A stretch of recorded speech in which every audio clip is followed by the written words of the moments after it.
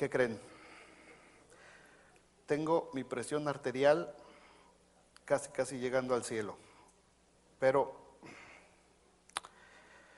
Padre, en el nombre de Jesús, pongo este tiempo en tus manos y toma, Señor, control de mi salud en este momento y permite que tu palabra fluya, Señor, y que tu palabra pueda llegar, Señor, a cada persona que está aquí presente en esta tarde, Padre, en nombre de Jesús.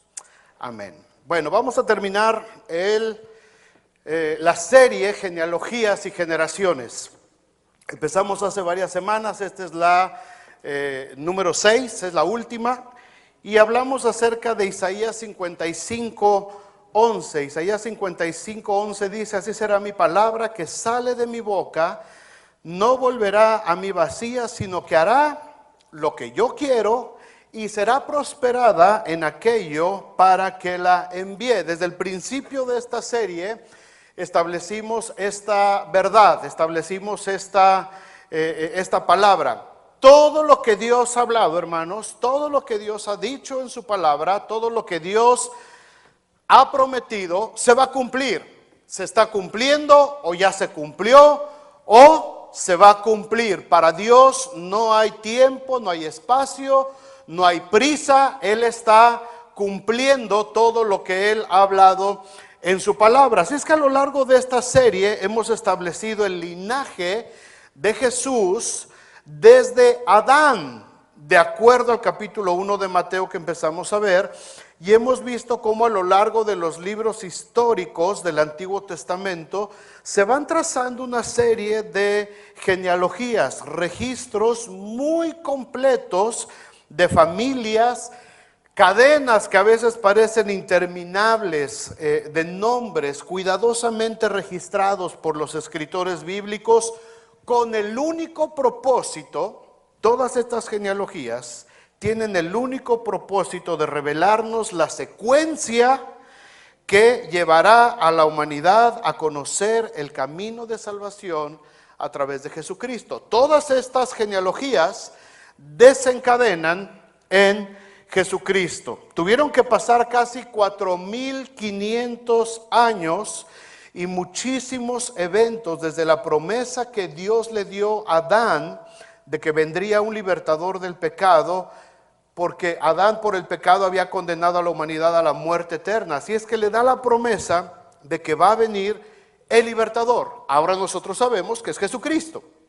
Él no lo sabía. Él sabía solamente que iba a ser un descendiente de la simiente de ellos, de Eva, ¿verdad? Pero ahora nosotros sabemos que se trataba de Jesucristo. Así es que hemos visto, hermanos, que para Dios no hay ningún problema con el tiempo. Él no está sujeto a un reloj como nosotros, no tiene prisa ni hace nada por acelerar las cosas. Gracias, hija. ¿Tú me dices?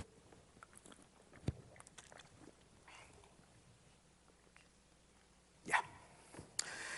Dios no tiene prisa, Dios tiene sus tiempos y Dios no se maneja de acuerdo a nuestra voluntad o de acuerdo al reloj de nosotros. Dios es eterno, Dios se maneja en su soberana voluntad. ¿Qué sucedió entonces en la historia que hemos estado trazando? Vimos cómo desde Adán las genealogías se fueron ensamblando a lo largo de los años, pasando por Noé, por Abraham, por Isaac, por Jacob, sus 12 hijos, se establece la nación de Israel. Corre toda la historia del Antiguo Testamento y de Judá saldría el linaje de David, el rey, al que se le prometería que su reino sería eterno. Así es que pasaron los años y el trono de David siempre tenía un descendiente. Pásame la otra imagen, Carla, por favor. Siempre había un descendiente en el trono de David, ya fuera un rey bueno o ya fuera un rey malo, pero la descendencia siguió hasta que por causa del pecado, el periodo del reino terrenal de David tuvo que llegar a su fin. La parte azul es el reinado, el tiempo del reinado de David y de todos los reyes. ¿Se acuerdan que ya hablamos de esto? Fueron más de 450 años y desde atrás veníamos desde Adán. pero fue decayendo, ¿verdad? La historia de la humanidad va en declive, la historia de Israel se va haciendo chiquita hasta llegar al punto rojo, que son los 400 años que encontramos en la Biblia de silencio aparente. No hay revelación de parte de Dios, muere totalmente la monarquía, ya nadie reclama el reino, ya nadie reclama el trono, ya no hay coronas, ya no hay reyes. En esos 400 años muere completamente el linaje terrenal, pero la promesa que Dios le había dado a David era que su reino iba a ser para siempre, para siempre. Así es que después de esos 400 años, empieza ahora el linaje espiritual, el reinado de Jesucristo como Hijo de Dios, Jesucristo y la iglesia. Así es que empieza otra historia totalmente diferente. Empieza porque en Lucas 1:31, si lo tienen ahí en sus Biblias, si lo quieren ver, Lucas 1, el 30, dice: entonces el ángel le dijo a María: no temas, porque has hallado gracia delante de Dios, y ahora concebirás en tu vientre y darás a luz un hijo, y llamarás su nombre Jesús. Este será grande y será llamado Hijo del Altísimo, y el Señor Dios le dará el trono ¿de quién? De David, su padre, y reinará sobre la casa de Jacob para siempre. ¿Y su reino? ¿Ok? Esa es la promesa. El ángel se lo está diciendo a María. El reino terrenal de David aparentemente se había muerto, ya había terminado, se había desaparecido, pero en los planes de Dios, lo que parece que ya se acabó, todavía no se acaba. Hay muchas ocasiones, hermanos, en nuestras vidas que pensamos que ya estamos en la última. Hasta aquí llegué, o hasta aquí, o se nos vino abajo el negocio, se nos vino abajo un plan, un proyecto. Nuestros hijos a lo mejor se desviaron del camino de Dios, sucedió algo. Y nosotros siempre nos ponemos de fatalistas, ¿verdad? No, pues yo creo que hasta aquí llegué. Ya lo perdí, ya no se va a levantar esto, no, ya no voy a poder. Pero los planes de Dios siempre son otros. Y aunque aquí parecía que todo había muerto, Dios envía a su Hijo Jesucristo para firmar su promesa que le había dado a David, y antes de David se la había dado a Abraham. A partir de Jesucristo empieza una nueva genealogía que se empieza a escribir sobre un nuevo pueblo. Ya no es sobre Israel, ya no es sobre la sangre de Abraham, sino un pueblo llamado iglesia, comprados por la sangre de Cristo, una genealogía que lleva ya casi 2000 años escribiéndose, y al que cada día se van añadiendo más y más descendientes. Dice Hechos 2:47, y el Señor añadía cada día, ¿a dónde? A la iglesia, los que habían de ser salvos. Y ese versículo se sigue cumpliendo hasta el día de hoy. El Señor sigue añadiendo cada día a la iglesia. Ayer se añadieron 3 personas nada más de aquí de nosotros. Pero en todas las iglesias, en todo el mundo, en todas las culturas, en todas las lenguas, todos los días se está añadiendo gente a esta nueva genealogía que el Señor ha establecido por su sangre preciosa. Esta genealogía es diferente de todas las que vimos en el Antiguo Testamento. Todas empezaban con que Jorge engendró a fulano, y José engendró, y engendró a y este. La nueva genealogía del Nuevo Testamento, a partir de Jesucristo, todas empiezan con: Jesucristo engendró a Jorge. Yo no engendré a nadie. Jesucristo engendró a Ariel. Jesucristo engendró a Miguel, Jesucristo engendró a Chuy, Jesucristo engendró a Cintia, Jesucristo engendró a Rebeca, Jesucristo engendró a cada uno de nosotros. Y Jorge pasó de muerte a vida gracias a la genealogía de Jesucristo. Así es que ¿quién te engendró? A ver, pon tu nombre. Jorge Jesucristo engendró a... Ay, qué feo se oyó. Otra vez. Jesucristo engendró a... Nomás soy Min por allá. Al tocayo. Nadie de nosotros, hermanos, escuchen esto. Nadie de nosotros tiene la capacidad de engendrar hijos espirituales. Así es que nadie es padre espiritual de nadie. Aquí el único que engendra hijos espirituales se llama Jesucristo. Yo fui llamado a ser discípulos, pero no hijos espirituales. Algunos de ustedes podrán verme a mí como su pastor o como su maestro, pero no como su padre espiritual. Tal cosa, de acuerdo a la Biblia, no existe. Mateo 23:9, y no llaméis Padre vuestro a nadie en la tierra, porque uno es vuestro Padre, el que está en los cielos. Tengo muchos maestros, tuve excelentes pastores, pero mi Padre espiritual se llama Jesucristo, porque Él me engendró con precio de sangre.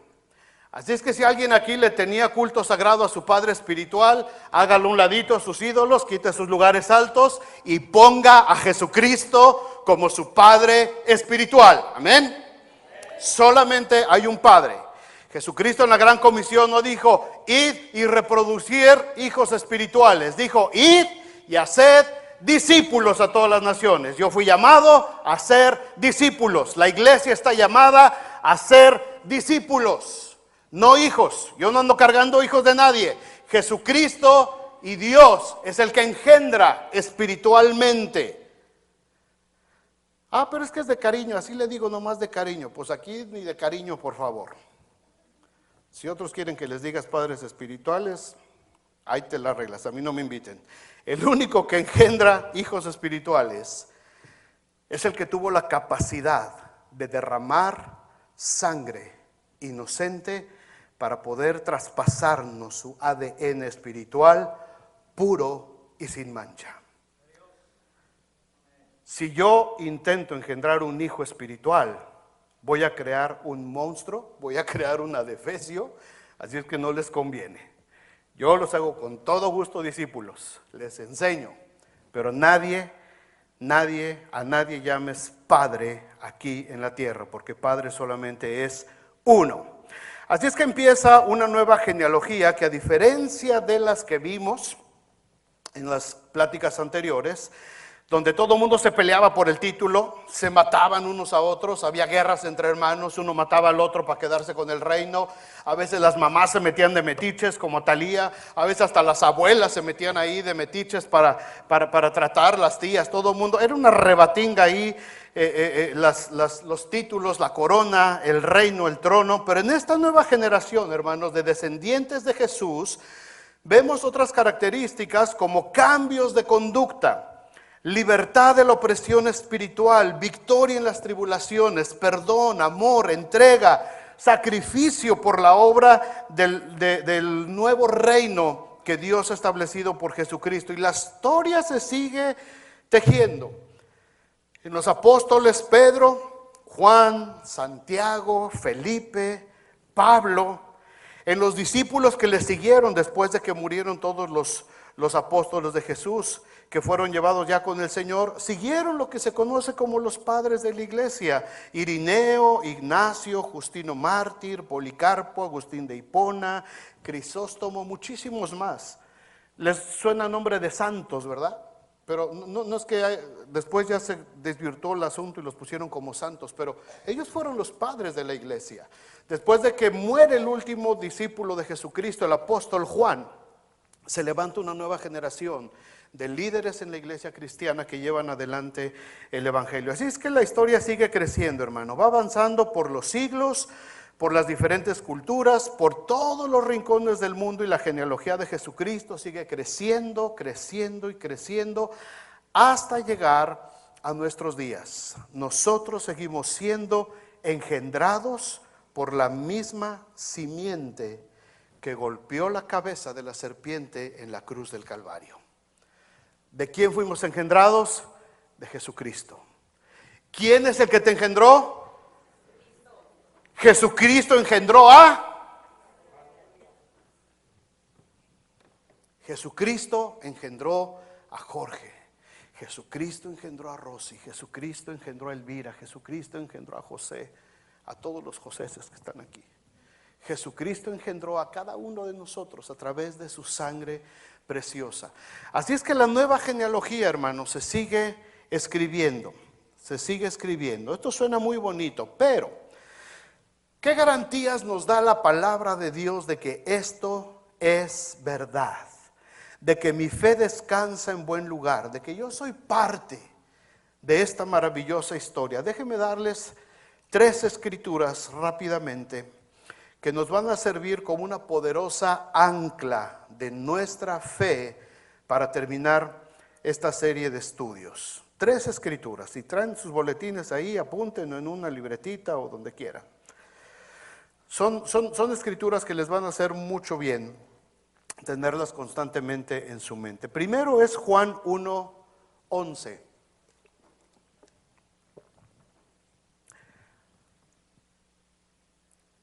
Fuimos engendrados, hermanos, espiritualmente por Dios. Juan 1:11 dice, a lo suyo vino, y los suyos, ¿qué? Ahora fíjense bien cómo está escrito ahí. No dice como algunos a veces leen y dicen a los suyos. ¿Cómo dice? A lo suyo vino. ¿Qué quiere decir esto? Él vino no al pueblo de Israel. Él vino a cumplir una misión. ¿Qué era lo suyo? Una misión de rescate, una misión de redención, una misión en la que Él sabía que iba a dar su propia vida para que todo aquel que en Él crea no se pierda, mas tenga vida eterna, decía Benji al empezar la reunión. Eso era lo suyo. Él vino a lo suyo. Pero al llegar a lo suyo, llegó entre los suyos. Pero los suyos, es decir, el pueblo de Israel, ¿qué pasó? Pero los suyos no le recibieron. Los suyos no le quisieron recibir. Resultó que a ellos se les hizo poca cosa. Y tan duro estaba su corazón a causa del pecado que no lo quisieron recibir. A pesar de todo lo que vieron, a pesar de todo lo que oyeron, a pesar de todo lo que comieron, no lo quisieron recibir. Lo rechazaron, como hasta el día de hoy hay mucha gente que lo sigue rechazando y tomando en poco lo que hizo por la humanidad entera. Su misión no era salvar a los judíos, no vino a los suyos, Él vino a lo suyo. Su misión era salvar a todo el mundo, en todas las lenguas, tribus y naciones, como dice Apocalipsis. Así es que a lo largo de 2000 años están los que no le recibieron, pero por otro lado están los que sí le recibieron y han creído en su nombre. Entre esos estoy yo. ¿Quién más se apunta? Los del primer grupo no lo recibieron. Como dicen los puertorriqueños, ya se chavaron. Pero hay un segundo grupo, versículo 12. Mas a todos los que le recibieron, a los que creen en su nombre, ¿les dio qué?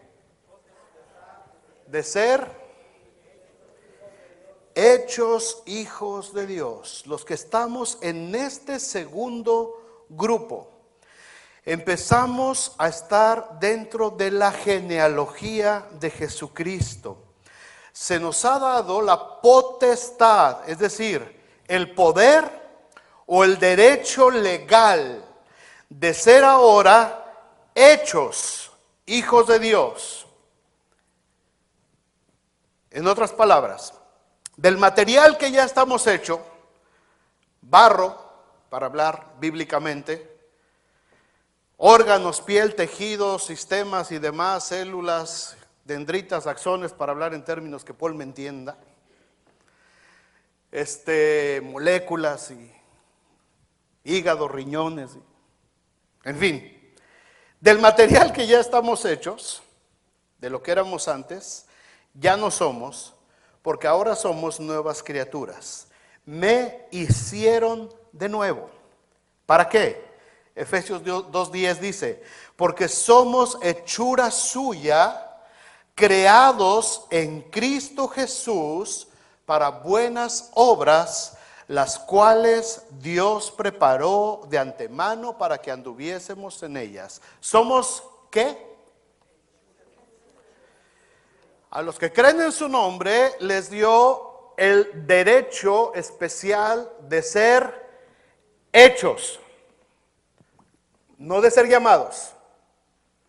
No es un asunto de nombramiento, no es un asunto de títulos. Alguna versión lo traduce así, como la potestad de ser llamados hijos de Dios. No, la Escritura no dice llamados, dice que fuimos hechos. Se nos dio el derecho de ser hechos hijos de Dios. ¿Por qué? Porque somos hechura suya, creados. ¿Me estoy explicando? Sí. Fuimos creados. ¿En quién? En aquel que nos engendró. Jesucristo engendró a... Creados en Cristo Jesús, ¿para qué? Sin miedo, ¿para qué? ¿Ejemplos de buenas obras?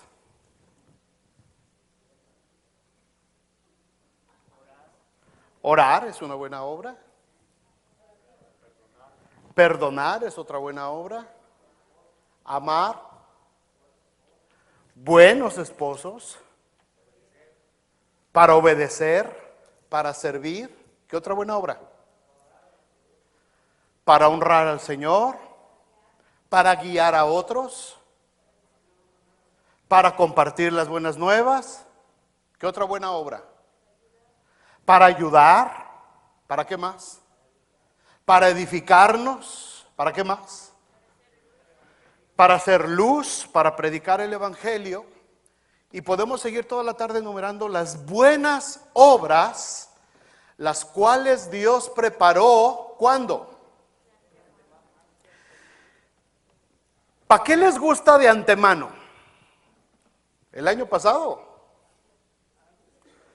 Desde la fundación del mundo, hermanos. Cuando Dios estableció a Adán y a Eva en ese huerto, Dios había establecido el camino por el que deberían de andar, lleno de buenas obras. Sin embargo, nosotros nos descarriamos. Cada cual se descarrió como oveja y se apartó por su camino, mas Jehová cargó en Jesucristo el pecado de todos nosotros. Así es que ahora somos engendrados. Nuestra genealogía viene de Jesucristo.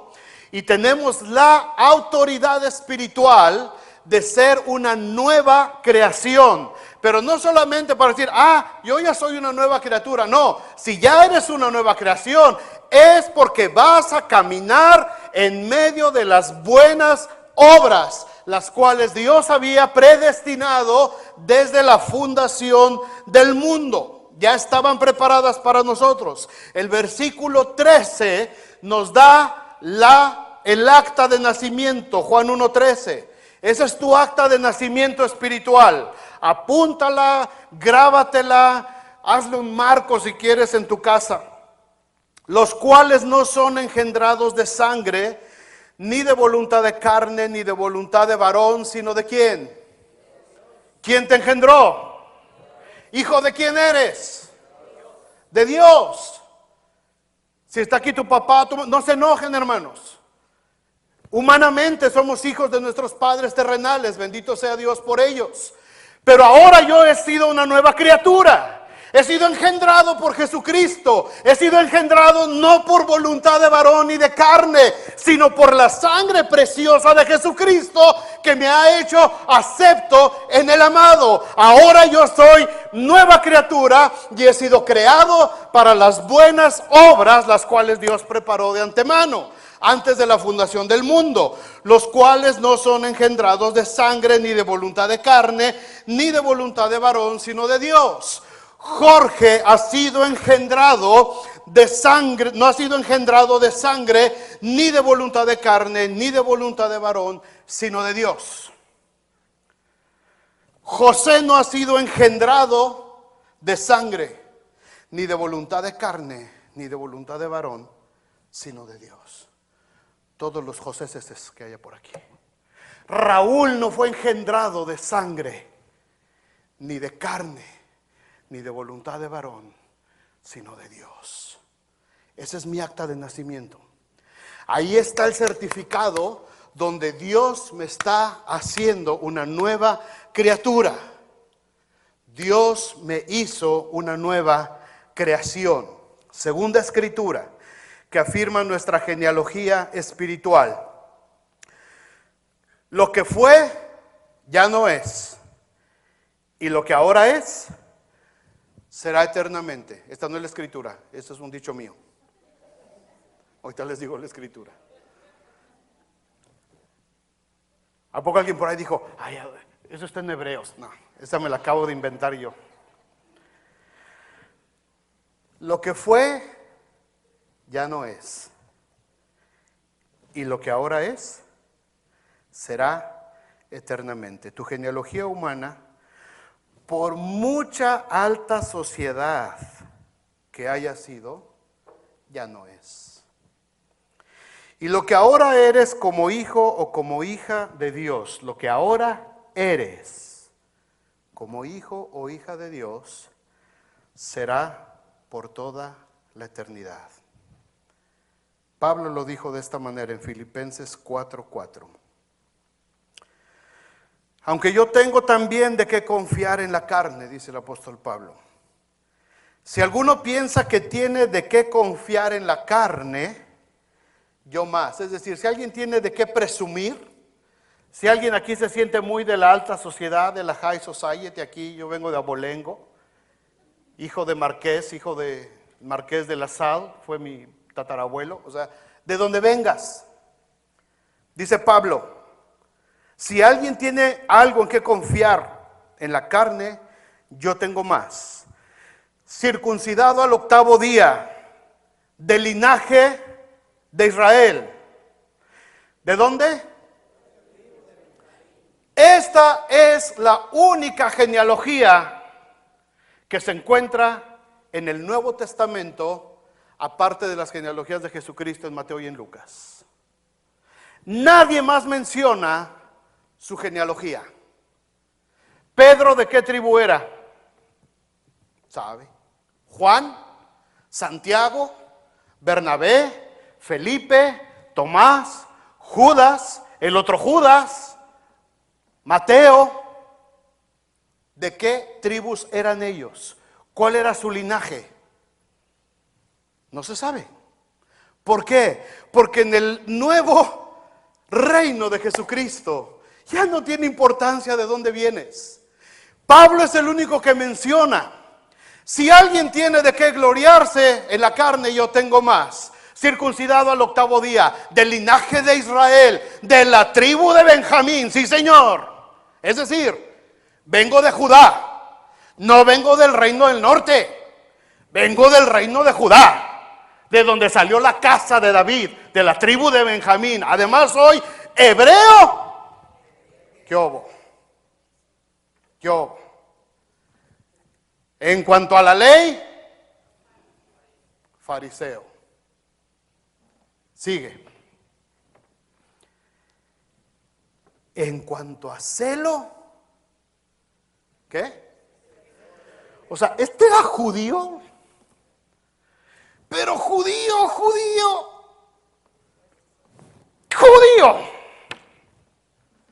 Tan judío era que cuando Cristo vino no lo recibió. Él estaba en el primer grupo, porque era bien judío. Y no solamente era judío, era fariseo de fariseos. O sea, tanto los fariseos, buena onda acá los fariseos, pues de todos ellos, yo era el más grueso, dice Pablo. De todos los fariseos, yo era el más grueso. En cuanto a celo por la ley de Moisés, me convertí en perseguidor de la iglesia. En cuanto a la iglesia, en cuanto a la justicia que es en la ley, fui irreprensible. Nadie me pudo acusar de haber faltado algo de la ley. Fíjate las credenciales que pone Pablo. Si tú dices, es que pues yo soy de los meros, de los altos de Jalisco. Yo no puedo ser de los altos de Jalisco. Yo soy de los bajitos de Oaxaca a lo mejor, pero de los altos de Jalisco.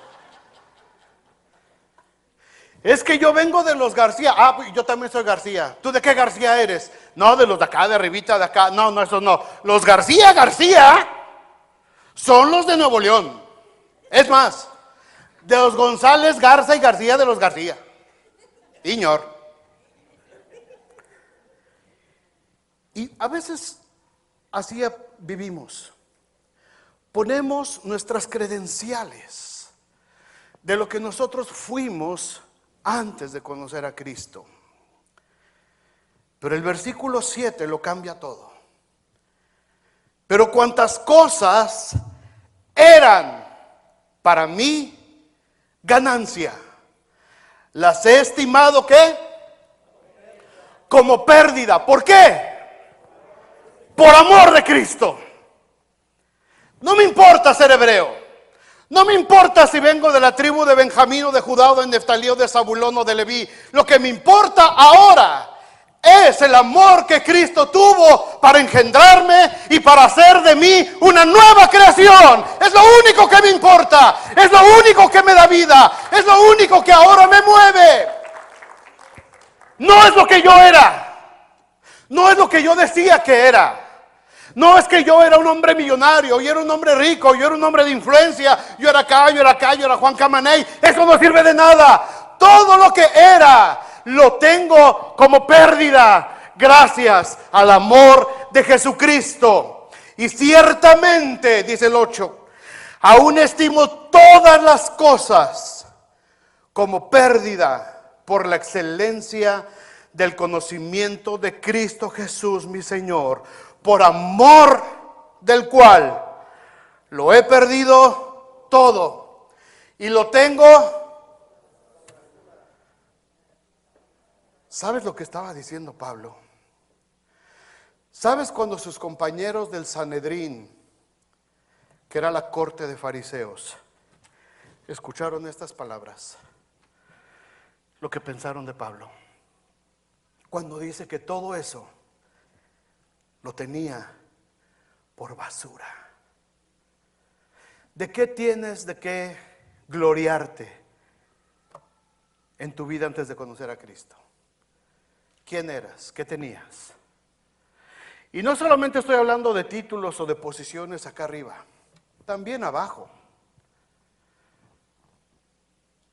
Te sentías deprimido, deprimida, triste, que no valías nada, que no eras nadie, que eras peor que un gusano, que nadie se fijaba en ti, que nadie te hacía caso, que nunca tuviste el amor de un padre o de una madre, creciste a lo mejor con una autoestima muy baja y todo el tiempo pidiendo y buscando protección, causando lástima, tratando de llamar la atención para que alguien se compadeciera de ti. O quizá creciste con un ego muy inflado porque creciste en pañales de seda y en cuna de oro y te trataron muy bien y fuiste el consentido de papá y mamá. No importa de dónde vengas, qué tan arriba o qué tan abajo vengas, todo lo tengo por basura, por amor de Cristo, por amor del cual lo he perdido todo.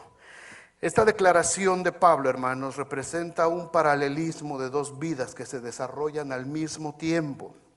Les explico. Todos tenemos una historia de nuestra vida.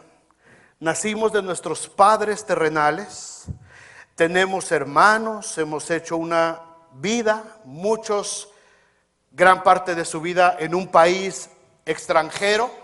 Algunos empezaron su vida en otro país y han continuado su vida en este país. Trabajamos en diferentes lugares, trabajamos en fábricas, en tiendas, en escuelas, construcción, lo que sea. Es decir, hemos vivido de acuerdo a nuestra genealogía humana. Hablamos el lenguaje de nuestros padres. Estoy predicando en español en un lugar donde se habla inglés. Hablamos el lenguaje de nuestros padres. Tenemos las costumbres de nuestros padres. Ayer me aventé 3 tortas de tamal. Y a mi vecino lo estamos haciendo adicto al tamal, al pobre americano. Ya sabe, cuando va Rosy ahí con la bolsita se pone feliz el viejito. Pero cuando llegamos a nuestro momento de encuentro con Cristo, hermanos, empezamos a vivir paralelamente también nuestra genealogía espiritual. Paralelamente, para que se acuerden de la clase de geometría, son las líneas paralelas que van simultáneamente caminando, pero no se tocan, como las bancas, están paralelas. Si esta banca la ponemos así atravesada, va a estorbar el paso, ¿verdad? Y ya no va a estar paralela, sino perpendicular. La vida paralela va corriendo así. Vamos corriendo nuestra vida normal, porque estamos en esta tierra todavía. Pero al mismo tiempo empezamos a correr nuestra vida que corresponde a nuestra nueva genealogía espiritual. Pablo lo explica mejor en Gálatas 2:20. Muchos de ustedes se lo saben de memoria. Con Cristo estoy juntamente crucificado y ya no vivo yo, mas Cristo vive en mí. ¿Ok? Primera parte. Con Cristo estoy juntamente crucificado. Y el que está crucificado, ¿qué le pasa? Se muere. ¿Qué le pasó a Jesús en la cruz? ¿Qué le pasó a los que estaban crucificados con él? ¿Ok? Con Cristo estoy juntamente crucificado. ¿Qué me va a pasar? Tan tan. ¿Ok? Así es que ya no vivo yo, porque yo ya me morí, porque me crucifiqué juntamente con Cristo, espiritualmente, gracias a Dios. Ya no vivo yo, pero ahora el que resucitó de los muertos, el que dijo yo soy la resurrección en la vida y el que cree en mí, aunque esté muerto, vivirá, él ahora es el que vive a través de mí. Ahora estoy disfrutando de mi nueva genealogía espiritual, porque Cristo vive a través de mí. Entonces viene la segunda parte, mi vida paralela. Y lo que vivo ahora en la carne, mi matrimonio, mi paternidad, mi trabajo, mi iglesia, mis amigos, mi comida, mi cultura, todo lo que vivo ahora en la carne, lo vivo ¿cómo? En la fe del Hijo de Dios, el cual me amó y se entregó a sí mismo por mí. ¿Qué significa esto? Que cuando yo estoy viviendo mi vida en la tierra, mi genealogía terrenal, y empiezo a vivir mi genealogía espiritual, el que gobierna ahora es el Espíritu, no mi carne. Este es un candado de seguridad. Lo que vivo, lo tengo que vivir por medio de la fe en Cristo Jesús, el cual, ¿me qué? El cual me obligó, el cual me condenó si no lo obedezco, el cual me dijo que pobre de mí que me iba a partir un rayo si no iba detrás de él, el cual me amó. Y no solamente me amó, sino que se entregó a sí mismo por mí. Ese es mi candado de seguridad. Yo voy viviendo mi vida paralela, voy viviendo mi vida con mi genealogía humana, lo que heredé de mis padres, lo que está en rojo. Mi genealogía humana estaba llena de pecado, iras, contiendas, envidias, pleitos, enemistades, inmorales, hechicerías. La lista de Gálatas 5, muy larga. Pero llega un momento en mi vida en que tengo un encuentro personal con Jesucristo y empieza mi genealogía espiritual. Y lo que ahora vivo, lo vivo en la fe del Hijo de Dios, el cual me amó y se entregó a sí mismo por mí. Y entonces ahora mi genealogía espiritual empieza a crecer, se empieza a desarrollar más. Y es la que empieza a gobernar y a opacar mi genealogía anterior. Ahí es donde Pablo dice, por eso ahora lo rojo lo tengo como pérdida, lo tengo por basura, no me sirve. Ahora lo que yo necesito es lo que Cristo hizo por mí en la cruz. Ahora mi genealogía espiritual me obliga por amor a Cristo a vivir en amor, gozo, paz, paciencia, benignidad, bondad, fe, mansedumbre, templanza. Contra tales cosas no hay ley. ¿Se entiende, hermanos? ¿Se entiende? Esta genealogía espiritual que tenemos ahora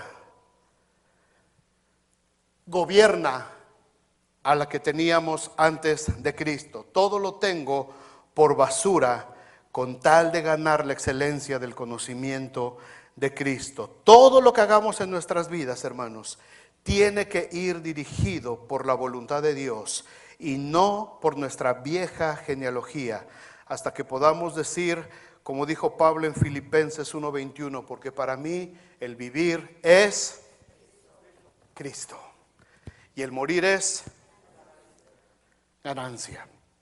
Yo no sé si aquí alguien le tiene miedo a la muerte. Esta semana escuchaba una plática en el radio sobre la muerte y el predicador decía, la gente normal le tiene miedo a la muerte.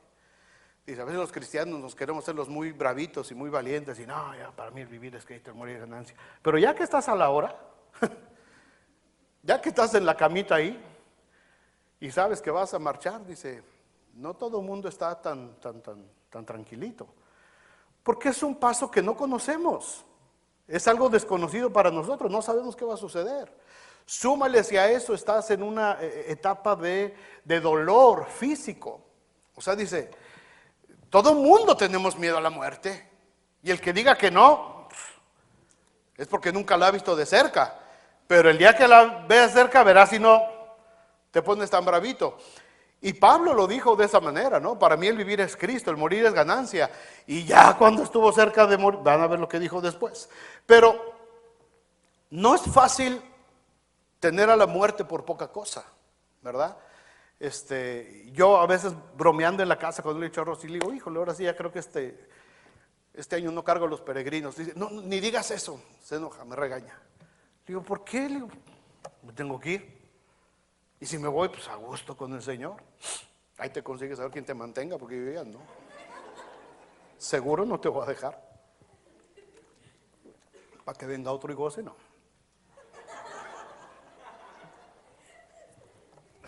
Ya se la dejo bonita, se la dejo hermosa y todavía con dinero. Que le batalle, hermano. Ya le batallé 36 años yo. Cuando nos enfrentamos a la muerte, hermanos, cuando lleguemos a ese punto, cuando lleguemos a esa encrucijada del camino, ojalá todos podamos decir este versículo. Para mí, mi vida fue Cristo. Mi vida estuvo centrada en mi nueva identidad espiritual. Tercera escritura para terminar. Tu genealogía ya está registrada en el cielo. Nuestra genealogía ya está en este momento registrada en el cielo. Así como leímos todos estos libros y todos estos capítulos con nombres interminables, en este momento tu nombre, el nombre de los que ya han entregado su vida a Cristo aquí, nuestros nombres ya están escritos en el libro de la vida. Apocalipsis 2:17 dice, el que tiene oído, oiga lo que el Espíritu dice a las iglesias. Al que venciere daré a comer del maná escondido. Y le daré una piedrecita blanca, y en la piedrecita escrito un nombre nuevo, el cual ninguno conoce sino aquel que lo recibe. En la antigüedad, a los atletas que terminaban una carrera se les daba una piedrita con su nombre, indicando que estaban invitados al banquete de honor que ofrecía el emperador a los que ganaban las competencias. Las olimpiadas eran lo más grueso que había en Grecia y en Roma. Lo interesante aquí, hermanos, es que ese nombre nuevo que nadie conoce, solamente lo va a conocer el que recibe la piedrecita. Así es que cuando lleguemos delante de Dios, nuestra genealogía humana terminará por completo. ¿Cómo te llamas ahorita? Jesucristo engendró a. Cuando llegues allá, te van a recibir y te van a decir, ya no te llamas Jorge, ya no te llamas Rosy, ya no te llamas Kika, ya no te llamas Chuy, ya no te llamas Mari. Aquí está tu nombre nuevo. Y nadie lo va a conocer, dice, sino solamente aquel que lo recibe. Los nombres, hermanos, como lo hemos visto a lo largo de estos estudios, siempre significaron mucho en las genealogías. Los nombres se daban en base al llamado de Dios a esa persona o en base al carácter de esa persona. Abraham significa padre de muchos y tuvo después un montón de descendencia. David significa amado y fue el hombre conforme al corazón de Dios. Jacob significa suplantador, porque le robó la primogenitura a su hermano.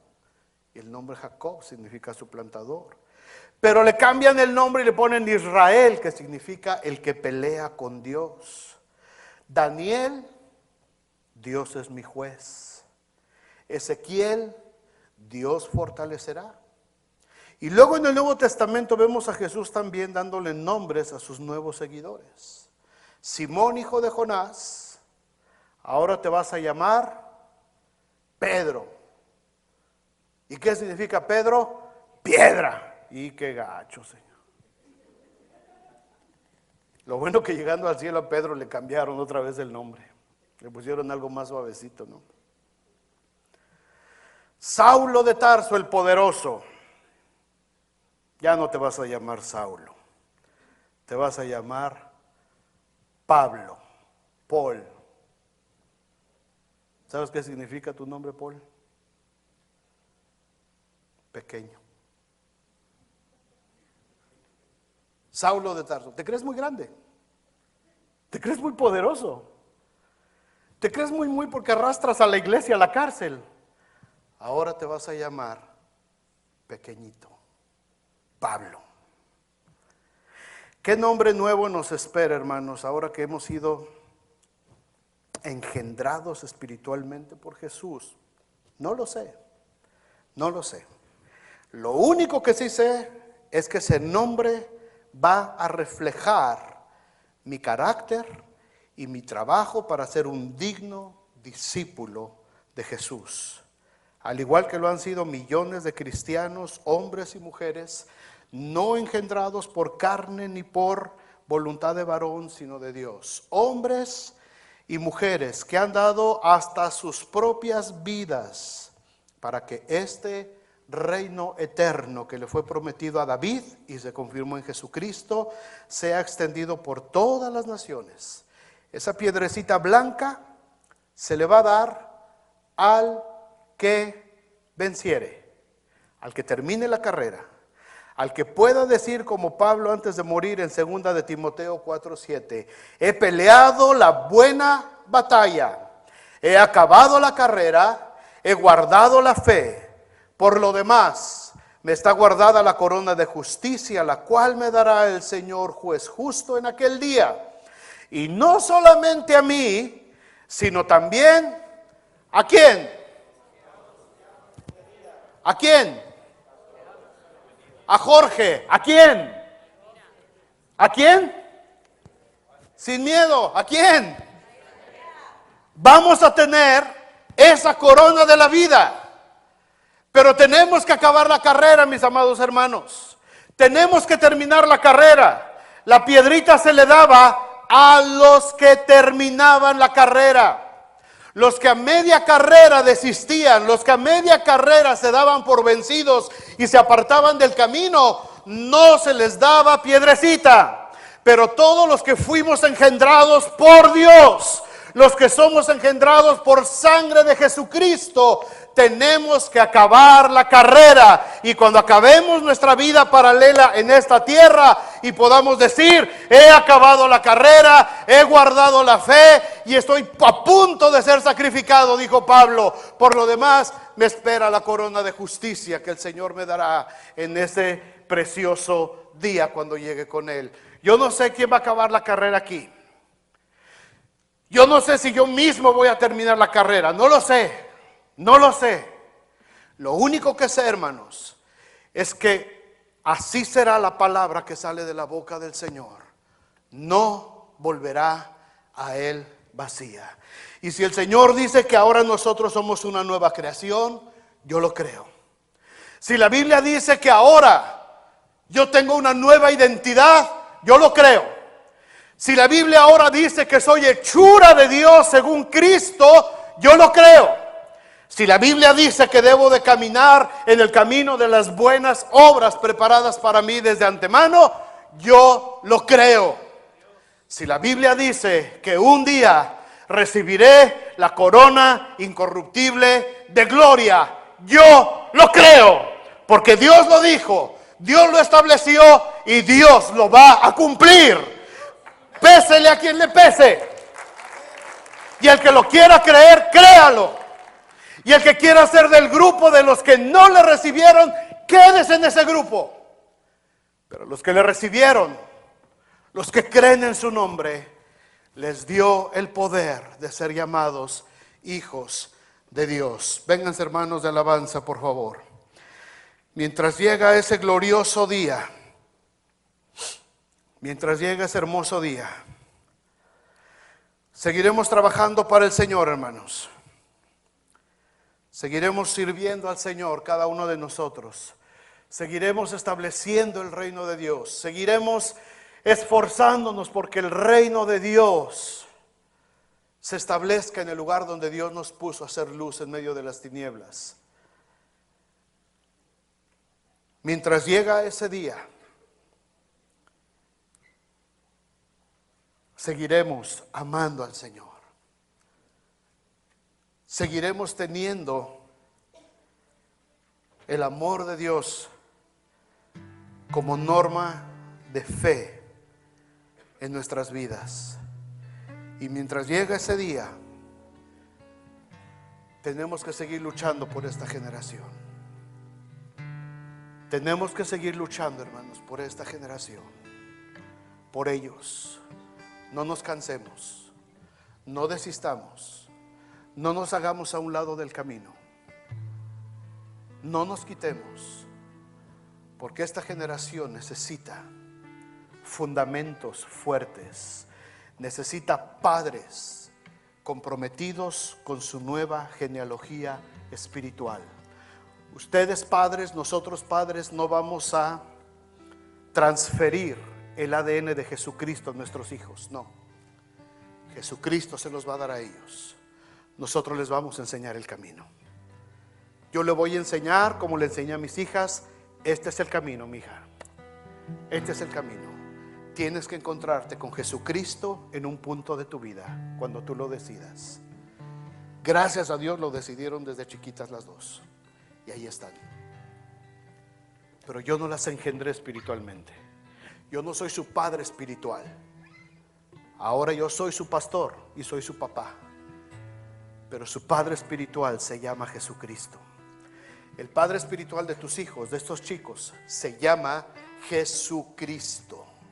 Es el único que dio su sangre preciosa en la cruz. Pónganse de pie, por favor, hermanos.